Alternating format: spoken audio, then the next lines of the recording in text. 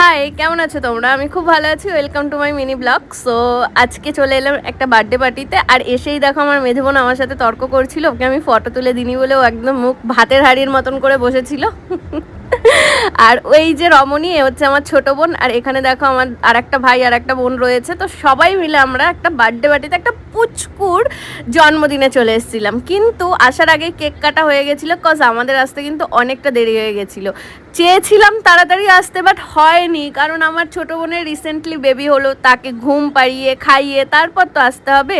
আর এখানে দেখো আমাদের ছোট্ট তানি, আমার পুচকু তানি। যারা যারা জানো না তানিকে, তানি হচ্ছে আমার মেজো বোনের মেয়ে। সো আমার পুচকু তানি, ওকে একটু হাই করতে বলেছিলাম, বাট ও আমার ক্যামেরা থেকে দূরে পালিয়ে গেল।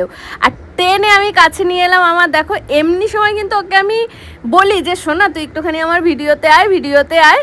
আর এমনি সময় ও আসেও আর বক বক করতে থাকে। কিন্তু আজকে সেজে গুজে একদম পাত্তা দিচ্ছিল না, আমাকেও পাত্তা দিচ্ছিল না আর আমার ক্যামেরাকেও পাত্তা দিচ্ছিল না। তারপরে আমাকে একটু কেক খাইয়ে দিল, আর যা খেয়ে আমার দাঁতগুলো একদম লাল লাল হয়ে গেছিলো। দেন সবাই মিলে বাইরে চলে এলাম। এখানে সবাই নাচানাচি করছিল। বাই দ্য ওয়ে আমি বলে রাখি, আমি কিন্তু নাচ করতে পারি না। সবার নাচ আমি দেখতে পারি, বাট নিজে করতে পারি না। আর এখানে খাবার কাছে চলে এলাম। সো অনেকটাই দেরি হয়ে গেছিলো, 10টা-11টা বেজে গেছিলো। এখন না খেলে পরে যদি খাবার না পাই, প্রচুর খিদে পেয়ে গেছিলো কিন্তু। আর দেরি করে যারা বসে তারা কিন্তু খাবার পায় না অনেক সময়, যদি খাবারে কম পড়ে।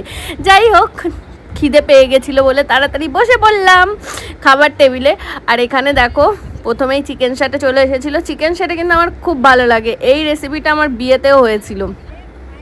আমার মেজো বোনের ডিমান্ড ছিল যে আমার বিয়েতে চিকেন শাটের আইটেমটা রাখা হয় যাতে, তো ওর ডিমান্ডেই আমরা কিন্তু চিকেন শাটে রেখেছিলাম। সো চিকেন শাটে খেতে কিন্তু ভীষণ ভালো লাগে। আর আমি আর এক পিস চেয়েছিলাম, বললো যে ঠিক আছে একটা খেয়ে নাও তারপরে দেবো। তারপরে একটা খেয়ে পেট পুরো ভরে গেছিলো, আর খেতেই পারিনি। যাই হোক, বাঙালির খাবার। এরপরে অনেক ভালো ভালো রেসিপি ছিল, ভাত ছিল, ডাল ছিল, তারপর কি ছিল ওটা, পটল চিংড়ি ছিল, মাংস ছিল।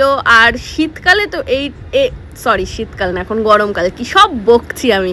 গরমকালে এই রেসিপিগুলোই ভালো। বিরিয়ানি অত ভালো লাগে না। সত্যি কথা বলতে আমি বিরিয়ানি তো বেশি পছন্দ করি না, তার জন্য আমার মনে হয়েছিল গরমের মধ্যে সিম্পল ভাত ডাল এটাই বেশ ভালো বাঙালিদের জন্য। আর আমাদের সামনে একটা পুচকু বসা ছিল, যে হাড়টা নিয়ে একদম টানাটানি করছিল, বেচারা খেতেই পাচ্ছিল না। খাওয়ার পরে বাইরে বেরিয়ে গেলাম। আর এদিকে দেখো আমাদের তানু সোনার জুতো খুলে গেছিলো, জুতোটা বারবার শুধু খুলেই যাচ্ছিল। যাই হোক, দিনটা এমনভাবে কাটালাম। দিন না, রাত, আবার ভুলভাল বকছি।